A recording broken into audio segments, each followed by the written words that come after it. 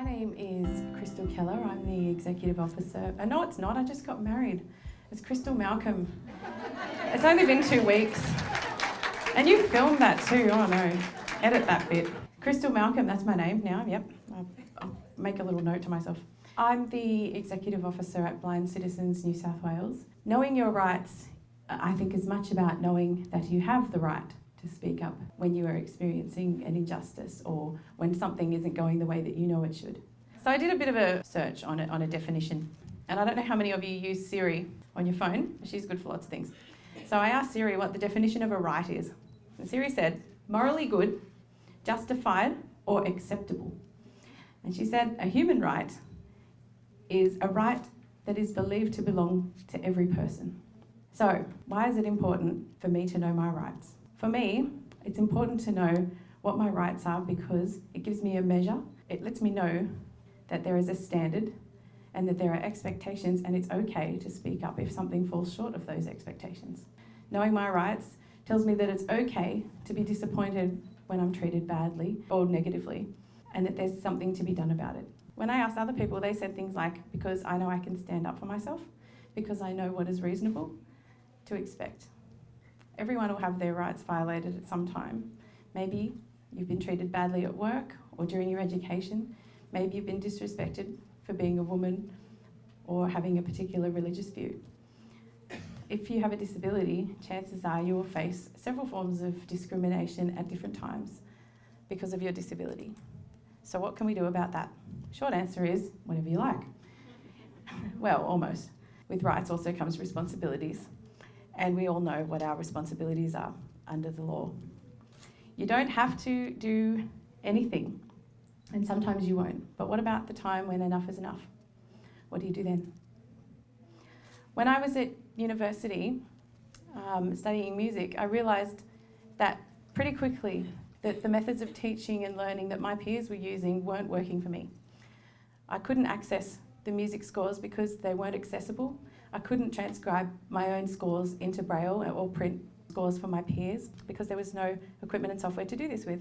It was taking me hours and hours longer to achieve the same results as everybody else and making collaborating with them almost impossible. I was missing out on essential elements of my course because the necessary accommodations that I was entitled to as a student at this university weren't in place. So what did I do? I researched the software and equipment that I needed, wrote it all up and took it to the Disability Services Department. With their support, I presented my recommendations to the head of the School of Music, and without too much convincing, he agreed to implement all of them. And in addition, made a staff member available to me when I needed to get some assistance with scanning and transcribing music. But 5 years earlier, I was at another music college, experiencing the same challenges and staff who weren't able to or weren't prepared to help me. I was only 21. I'd just moved to Sydney by myself to pursue my music career, and so rather than push the point, I just put up with it. I was awarded my accreditation, but felt that my experience was less than satisfactory, and I knew in my heart that I hadn't achieved all of the outcomes that were advertised in their glossy brochure. I accepted this though, because I thought that was just how it was for people like me, people who are blind. How wrong was I?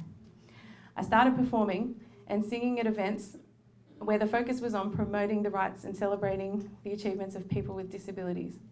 And I started hearing speeches from people like Graham Innes and Stella Young and others, holding businesses, government departments, educational facilities and society as a whole to account, praising them for their progress, but calling them out when they fell short. I was amazed. On what basis were they able to do this? The Disability Discrimination Act. And now since 2008, when Australia ratified the Convention on the Rights of People with Disabilities. The disability rights movement has only really been a thing during my lifetime. My generation and yours and your children's generation won't know the same challenges that the people with a disability before us experienced because they banded together, they formulated their arguments, and they went on and on about it until somebody listened. We have audible traffic signals, tactile ground surface indicators because of them. We have accessible building standards that apply to all new buildings and all modifications to existing buildings because of them. We have education standards, which means that my university has to accommodate me and make sure that I'm achieving the outcomes they say I should because of the people who stuck up for themselves and each other and reminded everyone else that we deserve it and we are worthy just like everybody else. We have a totally accessible online census this year. Let's not worry about the glitches. Because people got up and talked about web accessibility and access to information and how important that is for all of us. Chances are, if it's a problem for you, it's causing a problem for somebody else. There wasn't just one guide dog user being refused a ride in a taxi. There are 250 guide dogs working in New South Wales alone.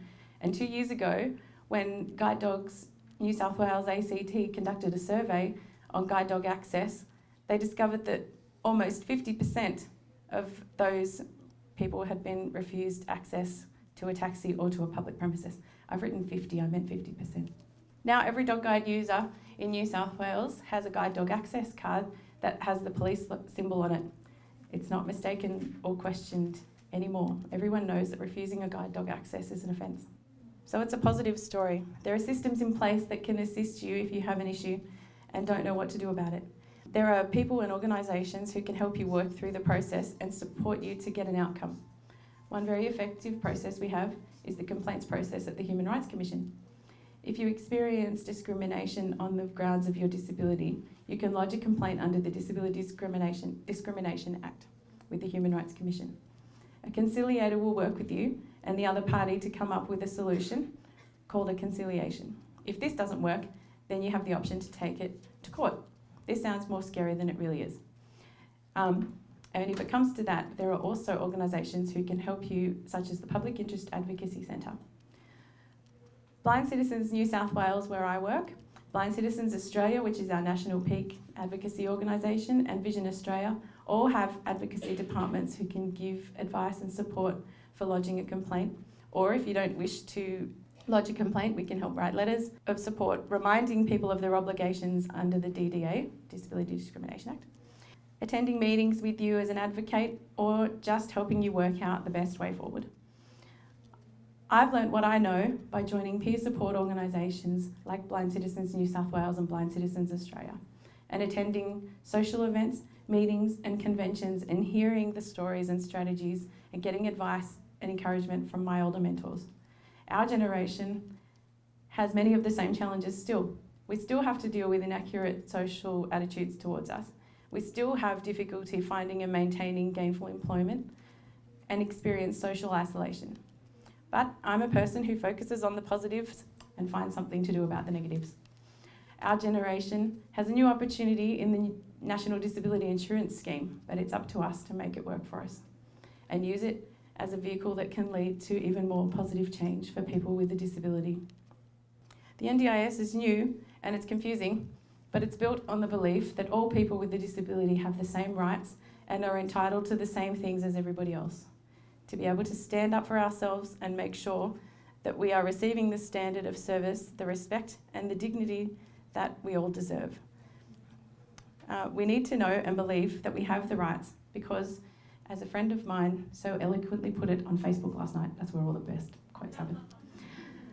You're an individual, unique and valued for those reasons. Thank you.